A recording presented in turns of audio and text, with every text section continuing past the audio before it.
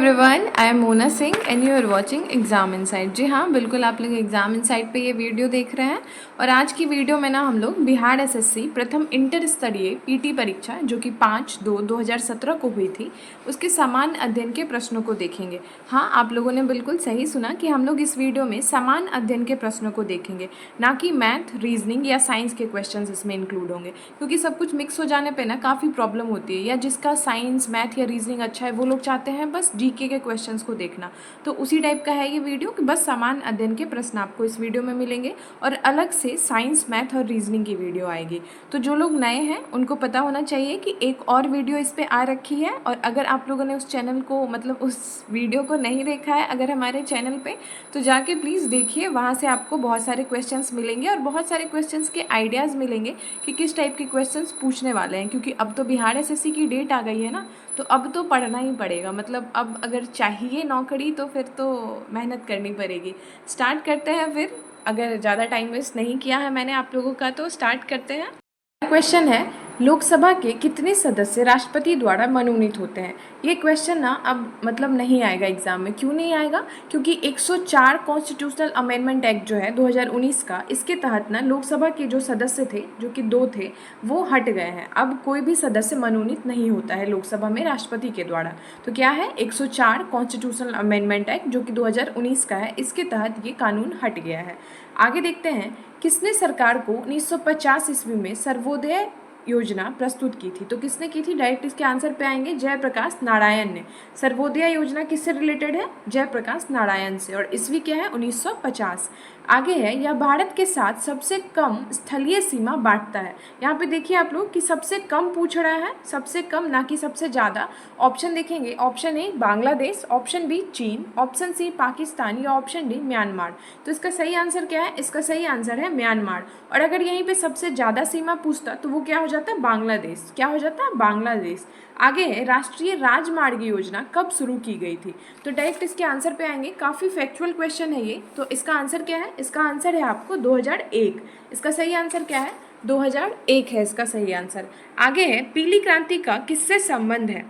इसके ऑप्शंस देखिए, जो लोग नहीं जानते इसका डायरेक्ट आंसर ना, वो काफ़ी कंफ्यूज होंगे। जैसे देखिए, दाल भी पीली होती है, सूर्यमुखी का फूल वो भी पीला होता है, तिलहन वो भी पीली होती है, मछली, हाँ मछली पीली नहीं होती है। तो पीली क्रांति का संबंध किससे है? तो यहाँ पे आपका सही आंसर क्या है? तिलहन। पीली क्रांति का संबंध किससे है? तिलहन से है। आगे है, भारत में उत्पाद की गए कितने प्रतिशत कॉफ़ी का निर्यात किया जाता है। तो कितने प्रतिशत कॉफ़ी का निर्यात किया जाता है? तो 70%। कितने? 70% का। आगे है, दुर्गापुर इस्पात कारखाना किसकी सहायता से स्थापित किया गया था। किस देश की सहायता से स्थापित किया गया था? Option A Germany, option B America, option C England या ऑप्शन डी नॉर्वे। तो इसका सही आंसर क्या है? इसका सही आंसर है आपको इंग्लैंड। क्या है इसका सही आंसर? इंग्लैंड है। जो कि कब हुआ था? तो 1962 में। अगर ईयर पूछे तो 1962 में। आप लोग कॉपी और पेन लेके बैठे, जो कि एक्स्ट्रा होना, वहाँ पे आप लोग नोट डाउन भी करते चले।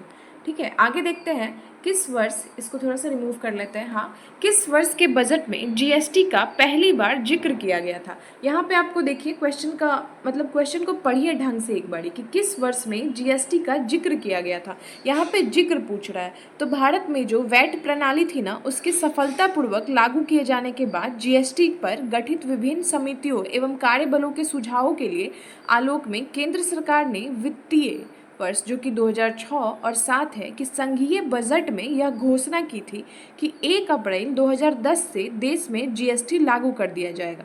लेकिन अगर एग्जैक्ट डेट पूछे कि कब लागू किया गया था जीएसटी, तो वो हुआ था आपको 1 जुलाई 2017। कब हुआ था? 1 जुलाई 2017। यहाँ पे आप लोग उसको लिख लीजिएगा, 1 जुलाई 2017 को लागू किया गया था। और पूछा कब गया था, अगर पूछे कि किस वर्ष के बजट में जीएसटी का पहली बार जिक्र किया गया था, तो ये कब हुआ था? ये हुआ था आपको 2006 से 7। 2006 से 7 का जो वर्ष था ना, उसमें बजट पहली बार जीएसटी का जिक्र किया गया था। और 1 जुलाई 2017 को जीएसटी लागू किया गया था। आगे है, राष्ट्रीयकरण से पहले स्टेट बैंक ऑफ इंडिया का क्या नाम था। तो डायरेक्ट इसके आंसर पे आएंगे। इस टाइप के क्वेश्चंस को ना ज़्यादा ऐसा ऑप्शन देखेंगे ना तो कंफ्यूज हो जाएंगे। तो डायरेक्ट इसके आंसर पे आते हैं, और इसका सही आंसर क्या है? Imperial bank of India. राष्ट्रीयकरण से पहले स्टेट बैंक ऑफ इंडिया का क्या नाम था? इंपीरियल बैंक ऑफ इंडिया, जो कि कब राष्ट्रीयकरण हुआ था इसका? 1955 में हुआ था। आगे देखते हैं, हम इस पंचवर्षीय योजना के मध्य में हैं।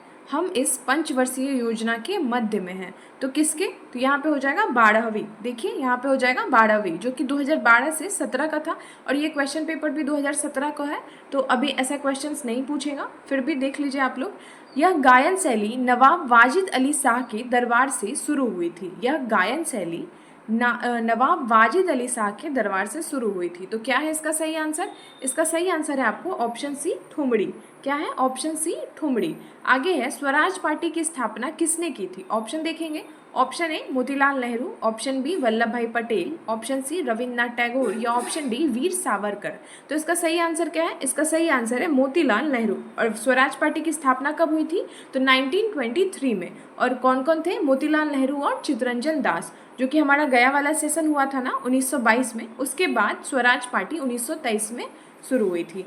आगे देखेंगे, यह लेखक या लेखिका अंग्रेजी के बजाय इटालियन में लिखते या लिखती हैं। तो कौन है ये जो कि लिखते और लिखती हैं इटालियन में? तो इसका सही आंसर क्या है? डायरेक्ट इसके आंसर पे आएंगे तो ये है आपको झुम्पा लाहिरी। कौन है ये? झुम्पा लाहिरी है। आगे है, इनकी आत्मकथा है the test of my life. The test of my life. Option A Yuvraj Singh, option B Rahul Dravid, option C Sachin Tendulkar, या ऑप्शन डी MS धोनी। तो इसका सही आंसर क्या है? इसका सही आंसर है युवराज सिंह। क्रिकेट से ना बहुत सारे क्वेश्चंस आते हैं। क्रिकेट से मतलब जैसे देखिए इनकी जो बायोग्राफी है या इनके ऊपर जीवनी लिखी हुई है, इस टाइप के क्वेश्चंस आते हैं। तो अगर और भी आपको मिल रहा है ना इस टाइप के क्वेश्चन, तो उसको एक पेज में नोट डाउन करते हुए चलिए, ताकि एक जगह पर रहे ना तो उसको रिवीजन के टाइम में ना ईजी हो जाए थोड़ा सा। आगे है, अमर्त्य सेन को किसके लिए नोबेल पुरस्कार दिया गया था? अमर्त्य सेन को किसके लिए नोबेल पुरस्कार दिया गया था? तो इसका सही आंसर क्या है? अमर्त्य सेन किससे रिलेटेड है? अर्थशास्त्र से। किससे रिलेटेड है? अर्थशास्त्र से। और अगर पूछे कि किस ईयर में दिया गया था, वैसे तो इतना नहीं पूछना चाहिए, और अगर पूछता भी है तो थोड़ा सा प्रिपेयर तो होकर रहना चाहिए ना। तो 1998 में। आगे है, छऊ बिहार के अतिरिक्त इन राज्य का भी लोक नृत्य है। अच्छा, छऊ बिहार के अलावा और भी किसी राज्य का लोक नृत्य है, तो किसका है ये? ये है आपको पश्चिम बंगाल का। किसका है? पश्चिम बंगाल का। आगे देखिए, भारतीय संविधान का वह कौन सा भाग राज्य के लिए नीति निर्देशक करने वाले तत्वों का उल्लेख करता है? तो नीति निर्देशक तत्व किससे रिलेटेड है? तो ये है आपको पार्ट 4 ऑफ द कॉन्स्टिट्यूशन। किससे है? Part 4 of the constitution. और अनुच्छेद कहाँ से कहाँ तक? तो अनुच्छेद 36 से 51 तक। ठीक है। आगे देखेंगे, भारतीय संविधान की कौन सी अनुसूची भाषाओं का उल्लेख करती है? कौन सी अनुसूची है? राइट, किसके आंसर पे आएंगे? तो 8वीं अनुसूची है। 8वीं अनुसूची, जिसमें कितने भाषाओं का उल्लेख है? तो 22 भाषाओं का। कितने? 22 भाषाओं का है। आगे देखेंगे हम लोग 19वें क्वेश्चन पे आते हैं।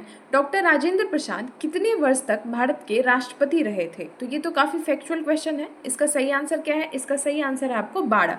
कितने साल तक रहे थे राष्ट्रपति डॉक्टर राजेंद्र प्रसाद? तो 12 वर्षों के लिए। आगे है, भारतीय संविधान में राष्ट्रपति चुनाव पद्धति का स्रोत इस देश के संविधान से ली गई है। जो भारत में राष्ट्रपति का जो चुनाव होता है वो कौन से देश के संविधान से ली गई है? तो वो कौन से देश के संविधान से ली गई है? तो ये आपको आयरलैंड से ली गई है। आयरलैंड से लिए हैं हम लोग कि राष्ट्रपति का चुनाव भारत में कैसे होगा। आगे देखते हैं। आगे है, सर्वप्रथम भारतीय अभिनेत्री कौन थी? तो इसका सही आंसर क्या है? इसका सही आंसर है देविका रानी। इसका सही आंसर है देविका रानी। आगे है, यह हिंदी साहित्य के प्रसिद्ध आलोचक थे। हिंदी साहित्य के प्रसिद्ध आलोचक के बारे में पूछ रहा, तो ये कौन थे? ये थे आपको नामवर सिंह। ये कौन थे? नामवर सिंह थे। आगे है, पद्मावत के लेखक थे। पद्मावत के लेखक कौन थे? तो पद्मावत के लेखक कौन थे? तो ये कौन थे? मलिक मोहम्मद जायसी। ऐसा हम लोगों ने पढ़ा है, पद्मावत पे मूवी भी आई है। तो कौन थे ये? मलिक मोहम्मद जायसी। आगे है, गेम ऑफ थ्रोन्स के लेखक कौन थे? गेम ऑफ थ्रोन्स के लेखक कौन थे? तो इसका सही आंसर क्या है? इसका सही आंसर है जॉर्ज मार्टिन। कौन थे? George Martin. आगे देखेंगे हम लोग, इंडिया आफ्टर गांधी के लेखक कौन है? इंडिया आफ्टर गांधी के लेखक कौन है? तो इसका सही आंसर क्या है? इसका सही आंसर है रामचंद्र गुहा। कौन है? रामचंद्र गुहा है इंडिया आफ्टर गांधी के लेखक। आगे है, इनका जेल का कमरा एक पर्यटक स्थल था। मतलब इनके जेल का जो कमरा था वो एक पर्यटक स्थल था। Option A VD Savarkar, option B Mahatma Gandhi, option C Jayaprakash Narayan या ऑप्शन डी अन्ना हजारे। तो इसका सही आंसर क्या है? इसका सही आंसर है ऑप्शन ए जो कि है वीडी सावरकर। इसका सही आंसर क्या है? वीडी सावरकर। अंडमान और निकोबार के पोर्ट ब्लेयर में स्थित सेलुलर जेल को पर्यटक स्थल के रूप में विकसित किया गया था। आगे देखेंगे, और यहीं पे वीडी सावरकर भी थे। आगे है, किसने ईमेल के लिए @ चिन्ह चुना था? ईमेल के लिए @ का चिन्ह किसने चुना था? तो ये चुना था रे टामल्सिन ने। किसने चुना था? रे टामल्सिन ने। आगे है, इस बैंक ने अपने कर्मचारियों को घर से बैंक के सर्विस अविभग करने की इजाज़त दी। सर्विस अविभग करने की इजाज़त दी। तो किसने दी थी घर से बैंक के सर्विस को? किस बैंक ने दी थी? तो इसका सही आंसर क्या है? आईसीआईसी बैंक। किसने दी थी? आईसीआईसी बैंक ने। आगे है, इस लेखक या लेखिका का जन्म बिहार में हुआ है। Option A Phanishwar Nath Renu, option B Premchand, option C Mahadevi Varma, option D Rajkumar Varma. तो इसका सही आंसर क्या है? इसका सही आंसर है फणीश्वर नाथ रेणु। यहाँ पे इसके सही आंसर को मार्क करते हुए चलेंगे, फणीश्वर नाथ रेणु। आगे देखते हैं हम लोग, बिस्मिल्लाह खां इस साज को बजाने के लिए प्रसिद्ध थे। तो बिस्मिल्लाह खां किसके लिए प्रसिद्ध थे? बिस्मिल्लाह खां किसके लिए प्रसिद्ध थे? तो वो थे आपको शहनाई वादक थे। क्या थे बिस्मिल्लाह खां? शहनाई वादक थे। और उनका निधन कब हुआ था? अगर ऐसा क्वेश्चन पूछे तो 2006 में वाराणसी में हुआ था। और वो ना बिहार के डुमरांव से थे बिस्मिल्लाह खां। आगे है, रेलवे आधारित संरचना के लिए इस समय विदेशी प्रत्यक्ष निवेश की सीमा क्या है? तो वो उस टाइम का करंट का क्वेश्चन है, फिर भी इसके आंसर को मार्क करते हुए बस चलेंगे, 100% दिया हुआ है। आगे देखते हैं, यह किसी देश के व्यक्तियों की आय विषम ज्ञात करती है। आय के बारे में ज्ञात करती है, मतलब आय विषम ज्ञात करती है।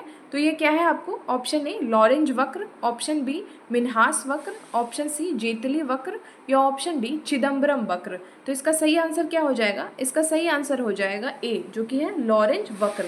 क्या है? लॉरेंज वक्र। आगे है, बैंक नोट प्रेस यहाँ पर स्थित है। Option A Nashik, option B Dewas, option C Salvani या ऑप्शन डी होशंगाबाद। तो इसका सही आंसर क्या है? इसका सही आंसर है देवास, जो कि कहाँ है? एमपी में। और महाराष्ट्र का जो नासिक है ना, यहाँ पे करेंसी नोट प्रेस है। और पश्चिम बंगाल के सालबनी में करेंसी नोट प्रेस है। और होशंगाबाद में बैंक और करेंसी नोट तथा नॉन जुडिशियल स्टाम्प पेपर की छपाई होती है। आगे देखते हैं हम लोग, जनसंख्या की दृष्टि से 4 बड़े राज्यों में से नहीं है। यहाँ पे नहीं है पूछ रहा है। आप लोग पहले ना इस क्वेश्चन को देखिए कि नहीं है पूछ रहा है। तो सबसे पहले नहीं है पूछ रहा है, तो डायरेक्ट इसके आंसर पे आए क्या? तो नहीं है, तमिलनाडु नहीं है, क्योंकि यूपी, बिहार और महाराष्ट्र इन ये तो है ही। सबसे पहले जनसंख्या की दृष्टि से पूछ रहा है, तो सबसे पहले पे कौन है? यूपी है आपको। यूपी के बाद कौन है? महाराष्ट्र है। और 3rd नंबर पे बंगाल है। और अगर 4थे नंबर पे पूछे, जो कि यूजुअली पूछता नहीं है, पर अगर पूछे तो पश्चिम बंगाल है। आगे देखते हैं हम लोग, इसका प्रतिवर्ष किसी जनसंख्या घनत्व सर्वाधिक है। किसका प्रतिवर्ष किसी जनसंख्या घनत्व सर्वाधिक है? क्वेश्चन थोड़ा सा मिसप्रिंट किया हुआ है, लेकिन अगर डायरेक्ट आए ना इसके आंसर पे, तो अपना बिहार है। बिहार में जनसंख्या घनत्व सबसे ज़्यादा है। आगे देखते हैं हम लोग, भारत में सुपर कंप्यूटर जो कि पहले विकसित किया गया था, उसका नाम क्या था? तो यहाँ पे देखिए, मैंने इसको मार्क कर रखा है। क्या नाम है इसका? परम 8000। क्या नाम है इसका? परम 8000।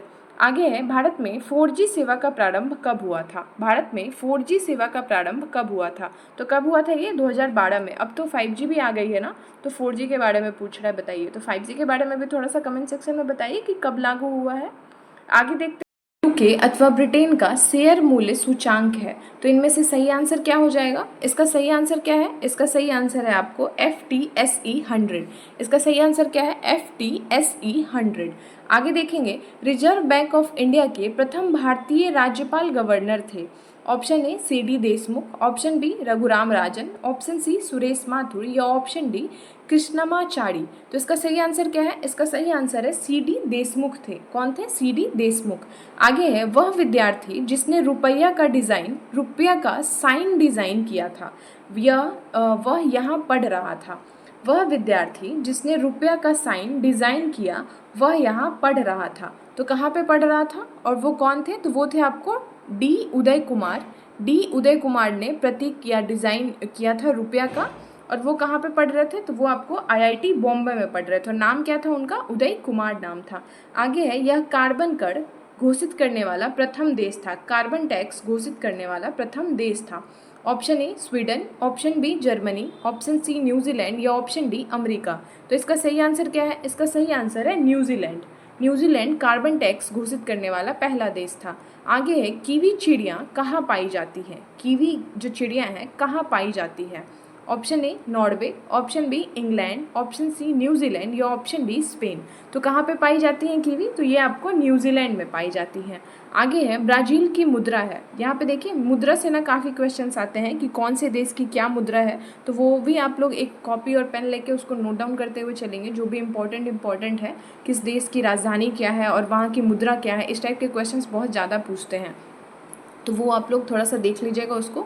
यहाँ से देखते हैं ब्राज़ील की मुद्रा क्या है। तो ब्राज़ील की मुद्रा क्या है? ये है आपको रियल। क्या है? रियल है। रियाल पे नहीं जाइएगा, रियल है। आगे है कौन महलों का शहर कहलाता है? महलों का शहर पूछ रहा है यहाँ पे, तो क्या हो जाएगा? कोलकाता। महलों का शहर क्या है? तो कोलकाता है। इससे थोड़ा सा और भी जान लेंगे। मतलब गुलाबी शहर किसको बोला जाता है? तो जयपुर को बोला जाता है। और अगर पूछे नवाबों का शहर, तो वो लखनऊ को। झीलों का शहर तो श्रीनगर हो जाएगा। पहाड़ों की रानी जो कि मसूरी है। पूर्व का वेनिस, अगर ऐसे पूछता है वेनिस, पूर्व का वेनिस किसे बोला जाता है? तो कोची को बोला जाता है। बुनकरों का शहर किसको बोला जाता है? तो पानीपत को। भारत का बागीचा तो वो आपको बंगलुरु है। और उत्तर का मैनचेस्टर अगर पूछे तो वो क्या है? तो वो है आपको कानपुर। आगे देखेंगे हम लोग किसको अच्छे समय का राजा कहा जाता है? अच्छे समय का राजा, option A Shahrukh Khan, option B Salman Khan, option C Vijay Mallya या ऑप्शन डी केजरीवाल। तो इसका सही आंसर क्या है? इसका सही आंसर है आपको विजय माल्या, अच्छे समय का राजा। आगे देखते हैं हम लोग, यह मुंबई का प्रथम परीक्षण नली शिशु थी और यह 2016 में इन्होंने एक शिशु को जन्म दिया था। तो इसका सही आंसर क्या है? इसका सही आंसर है आपको हर्षा। यह मुंबई की प्रथम परीक्षण नली शिशु थी और 2016 में इन्होंने एक शिशु को जन्म दिया था, जो कि कौन थी? हर्षा चावड़ा थी। परख नली जो होता है ना, परख नली शिशु होने का गौरव प्राप्त है इन्हें। आगे देखते हैं हम लोग, इंडियन एयरलाइंस की पहली महिला पायलट कौन थी? Option A Durga Banerjee, option B Diana Edulji, option C Neerja, option D Aarti Saha. तो इसका सही आंसर क्या है? इसका सही आंसर है आपको दुर्गा बनर्जी। कौन थी? इंडियन एयरलाइंस की प्रथम महिला पायलट दुर्गा बनर्जी थी। आगे है इनको महामना कहा जाता था। ऑप्शन ए गांधी जी को, ऑप्शन बी नेहरू जी को, ऑप्शन डी मालवीय जी को या ऑप्शन डी राजीव गांधी को। तो महामना किसको बोला जाता था? तो ये बोला जाता था आपको पंडित मदन मोहन मालवीय जी को। पंडित मदन मोहन मालवीय जी को। आगे है कर्क रेखा इस राज्य के मध्य से नहीं गुजरती है। यहाँ पे पूछ रहा है आपको कि नहीं गुजरती है, ना कि पूछ रहा है कि गुजरती है। तो क्या हो जाएगा इसका सही आंसर? बिहार। बिहार से कर्क रेखा नहीं गुजरती है। तो आप लोगों को ये भी पता होना चाहिए कि कर्क रेखा कितने राज्यों से होकर गुजरती है। तो वो है आपको 8, कुल 8 राज्यों से होकर भारत में कर्क रेखा गुजरती है, जो कि कौन कौन है? तो वो है आपको गुजरात, राजस्थान, मध्य प्रदेश, छत्तीसगढ़, झारखंड, पश्चिम बंगाल, त्रिपुरा और मिजोरम। एक बार फिर से इसको रिपीट करेंगे ताकि दिमाग में बैठ जाए। तो भारत में कर्क रेखा 8 राज्यों से होकर गुजरती है, जो कि कौन कौन है? गुजरात, राजस्थान, मध्य प्रदेश, छत्तीसगढ़, झारखंड, पश्चिम बंगाल, त्रिपुरा और मिजोरम। आगे देखेंगे हम लोग, ब्रह्मपुत्र नदी बांग्लादेश में क्या कहलाती है? तो डायरेक्ट इसके आंसर पे आएंगे, क्या कहलाती है ब्रह्मपुत्र बांग्लादेश में? तो जमुना कहलाती है। आगे है अपनी सामाजिक व्यवस्था के लिए प्रसिद्ध है। अपनी सामाजिक व्यवस्था के लिए प्रसिद्ध है, तो ये कौन है? ऑप्शन ए गाय, ऑप्शन बी सुअर, ऑप्शन सी मधुमक्खी या ऑप्शन डी मछलियाँ। तो क्या है ये है आपको मधुमक्खी। क्या है? मधुमक्खी। आगे है पृथ्वी की सतह का कितने प्रतिशत सागरों से ढका हुआ है? तो कितने परसेंट सागरों से ढका हुआ है? तो 70%। कितना? 70%। आगे है दुनिया का सबसे शुष्क स्थल कौन सा है? सबसे शुष्क स्थान कौन सा है? Option A Vostok, option C Chile, option B Chile, option C डेलाल या ऑप्शन डी इथोपिया। तो इसका सही आंसर क्या है? इसका सही आंसर है आपको चिली। शुष्क स्थान पूछ रहा है यहाँ पे, तो क्या हो जाएगा? चिली हो जाएगा। जहाँ पे और चिले में है ना आपका आटाकामा मरुस्थल जो है वो कहाँ है? आपको चिले में है। आगे देखते हैं हम लोग, यह एक गर्म धारा है। गर्म धारा पूछ रहा है यहाँ पे, तो क्या हो जाएगा? गर्म धारा यहाँ पे देखिए गल्फ स्ट्रीम। गल्फ स्ट्रीम क्या है? एक गर्म धारा है। आगे देखेंगे हम लोग, देश भूमि से चारों ओर से घिरे हुए हैं। तो डायरेक्ट किसके आंसर पे आएंगे? फैक्चुअल क्वेश्चन है ये। तो कितने देश हैं? 44 देश। कितने हैं? 44 देश हैं। इसको मार्क करते हुए चलेंगे। आगे है बिहार में इस भाग में सर्वाधिक जनसंख्या घनत्व है, बिहार के इस भाग में सर्वाधिक जनसंख्या घनत्व है। ऑप्शन ए पूर्वी, ऑप्शन बी पश्चिमी, ऑप्शन सी उत्तरी या ऑप्शन डी दक्षिणी। तो कौन से भाग में है बिहार में सबसे ज़्यादा जनसंख्या घनत्व है, कौन से मतलब किस साइड में है? तो इसका सही आंसर क्या है आपको? उत्तरी भाग में। कौन से? उत्तरी भाग में सबसे ज़्यादा जनसंख्या घनत्व है। आगे है चिल्का झील स्थित है। तो हम सब लोग जानते हैं, मतलब जो लोग नहीं जानते हैं वो लोग भी आज जान जाएंगे कि चिल्का झील कहाँ है। तो यह है आपको उड़ीसा में, जो कि खारे पानी की सबसे बड़ी झील है, उड़ीसा में है। आगे है सुमात्रा द्वीप स्थित है। सुमात्रा द्वीप स्थित है। ऑप्शन ए हिंद महासागर, ऑप्शन बी आर्कटिक महासागर, ऑप्शन सी अटलांटिक महासागर या ऑप्शन डी प्रशांत महासागर। तो इसका सही आंसर क्या है? सुमात्रा द्वीप कहाँ है? तो ये है आपको हिंद महासागर में। कहाँ है आपको? हिंद महासागर में, जो कि इंडोनेशिया में स्थित है सुमात्रा द्वीप। आगे देखेंगे किस देश में सर्वाधिक टाइम जोन है। कौन से देश में सर्वाधिक टाइम जोन है? तो कौन से देश में है? फ्रांस में है। डायरेक्ट इसके आंसर पे आएंगे। फ्रांस में सबसे ज़्यादा टाइम जोन है, जो कि कितना है? 12। और अमेरिका में कितना है? तो 9। और रसिया में 11 है। और भारत में तो एक ही है ना। और बिहार में कितने ज़िले हैं? ये क्वेश्चन पूछा है कि बिहार में कितने ज़िले हैं। तो कितने ज़िले हैं टोटल? टोटल है 38 ज़िले। कितने ज़िले हैं बिहार में? 38 ज़िले हैं। और आज का ये वीडियो यहीं पे ख़त्म होता है। और अगर आपको ये अच्छी लगी तो प्लीज़ लाइक शेयर और सब्सक्राइब करें। And thank you so much for watching.